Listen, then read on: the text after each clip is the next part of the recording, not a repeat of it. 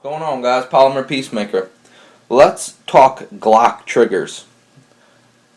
The most discussed topic, most controversial topic that there has to be. The Glock trigger. What's better? What's lighter? What can I do? What's going to make me more accurate?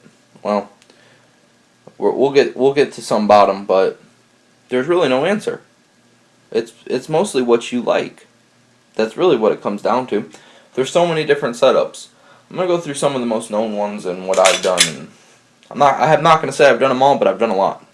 So basically, in my Glock 34 competition gun, and we're mostly going to be referring to competition here, guys. We're not really going to be talking about concealed carry, because that branches off into a different topic that I really don't feel like touching with a 10-foot stick.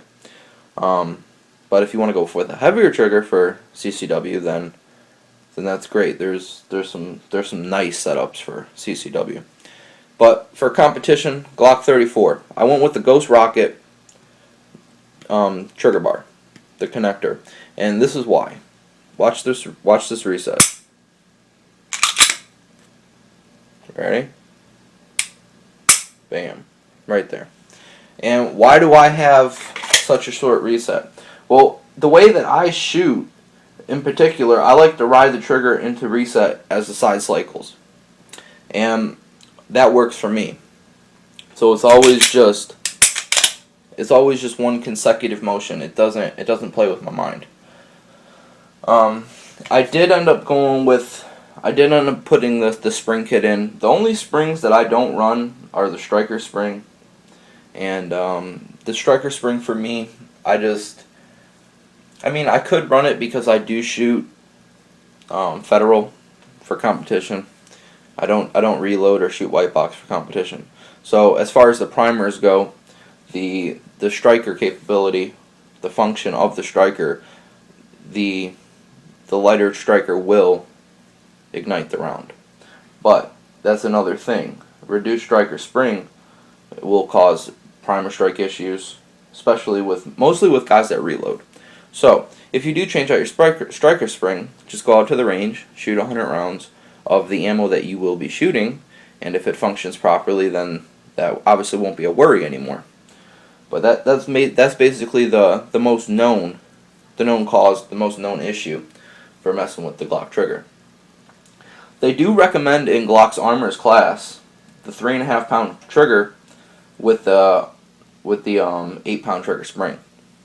So that's just a piece of advice there. I have tried it. It does feel nice, not gonna lie. But competition, this is what works for me. The 3.5 pound trigger with the NY1 trigger spring, another really talked about, really known setup.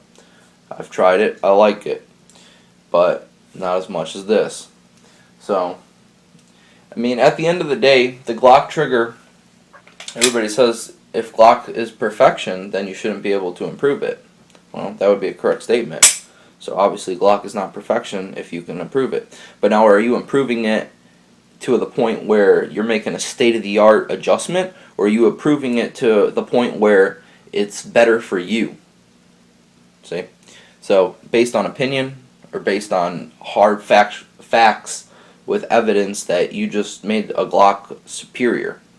So obviously no one's done so, or Glock maybe would have put it out from the factory like that. They would have took into account. But with Glock's reputation and their reliability of making a solid utilitarian weapon, they probably don't want to touch it because of lawsuits, etc., etc. So that probably wouldn't happen anyway. But let's talk about travel. Travel. It's one thing you can't stop. Now, you can reduce it, but you're going to have to spend money. And by spending money, I mean you're going to have to get into the big dog kits, like the Fulcrums, Zevtecs. Those big dog kits are going to do it. The Challenger, the Guardian, the Edge. All those trigger kits that are anywhere from $150 to $300 are going to offer. They're going to offer more state-of-the-art options. And by state-of-the-art, what I mean is, like, if you go with the GlockTrigger.com, I had their I had one of their triggers. It did have a custom ejector housing that you could adjust the over travel, which was a nice feature, but I didn't deem it necessary to the point where it was making my accuracy, jump in spikes that were noticeable. So, the Vogel trigger, another expensive trigger. There's a lot of guys out there putting out triggers that are big money, and do they work? Yeah, they work, but you have to justify, is $200-300 gonna make me more accurate? Now, if it does, then that's good, but for most people, it's not going to. It's just not. Your basic trigger job, basic polish job is going to put you pretty close. Now, I mean, Ghost has the rocket trigger, the one that I have in my 34. They do offer the Ranger, which is I believe their 4.5 pound carry version. And then you got Lone Wolf distributors, Glock's OEM 3.5 pound connector style. But once you pick either a kit or a connector, then you get into springs. And if you go with the kits, they're gonna have the springs in there that they'll give you options. I did like the Fulcrum kit because the Fulcrum kit gave me spring choices. The Ultimate kit, it gave me a lot more choices, so I got to play a lot more with the options. But at the end of the day, that NY2 spring, that's a nice spring. It might be something you guys want to consider. The trigger spring and the striker spring and the firing pin spring are your 3 springs that people are focusing on, and it's more of it's a play, it's a weight game. But if you put the wrong thing in, then you can get striker problems, or your trigger won't fall into a complete lockup. I've had that happen before, where I'll go ahead and I'll fire around, and my trigger will end up coming forward, but it won't come forward enough to where it's like stuck like that. So if you did touch it, bam, it goes off. Did not like that. So I ended up opting out of using certain springs. But you guys have to just check out and see what works for you. There's so many options. I'm trying to think of that gentleman. He was really big into trigger jobs for the Glock, and he was really making a lot of people happy. Who was that? I want to say Charles Vanek or something like that. You could do a search for Charles Vanek. See if anything comes up. That man will do a trigger job on a Glock, and it's nasty. But as far as your trigger job goes, there's really not too much that goes into it. It's not rocket science. It's really not. I just got it polished up in there a little bit. Nothing fancy. And that's really about it. You polish it. I'll go ahead and I'm gonna link a picture diagram at the end of this video for the polishing points. Not that I find it necessary, because you can pretty much find that anywhere on YouTube. In front of you guys here is a box of parts. They're just parts, miscellaneous parts, and just different things I've been through, different things I've sampled. Some things are good, some things are bad. Just random junk. But there's some springs from different manufacturers, sights, just so much stuff.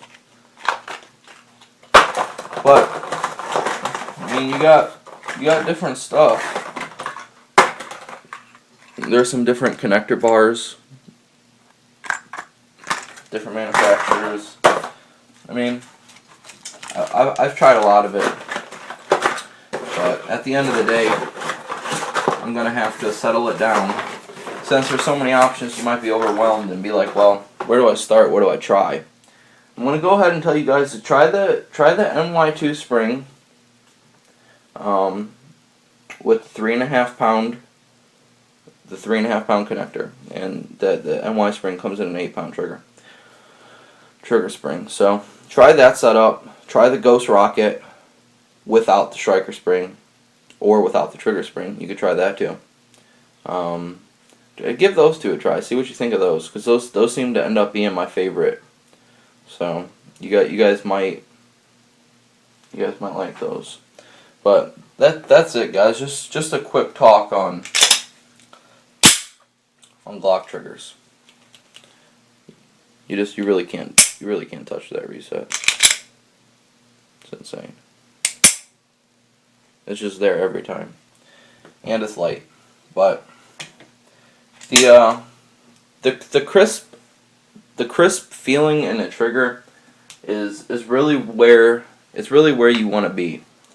That's at the end of the day, what you're looking for is you're looking for crisp. You want a trigger that is going to. You want a trigger that's going to be predictable, and what I mean is, you want predictable release, but at the same time, you don't want a lot of creep, and you want to keep stacking at a minimal, and that's going to be more important to accuracy than a lighter trigger any day of the week. So I will get into a polishing video. I know there's a lot of them on here, but you can get real deep, and when you talk about a polishing job that is done by a gunsmith, or a polishing job that's done by a Glock enthusiast, you could be looking anywhere from $30 to $150, and the polishing all depends at the end. So yeah, it's gonna depend on what they do. Now, if they're starting off with steel wool, and they're doing all your surfaces with a soft Japanese stone, and they're taking all the sharp metal down, removing burrs, making the edges crisper. I mean, all that stuff is a lot more complicated. That's more left to a gunsmith or somebody with high skill in Glock triggers, and knows how much you could take off without jeopardizing the integrity of the firearm. But metal contact, things of that nature, that's big stuff. But if you want a good glass break, a true glass break Glock, that the Japanese whetstones and the rings and things like that, that's where it's gonna put you. So that's the difference in that style of polish job. So I could pull out the Japanese stones and the jeweler ringers and stuff like that and show you guys a really intense Glock trigger job. But that's it, guys. As always, just throwing you out some friendly advice, opinions based on my experience and what I've tried. May or may not work for you, but everybody take care and be safe.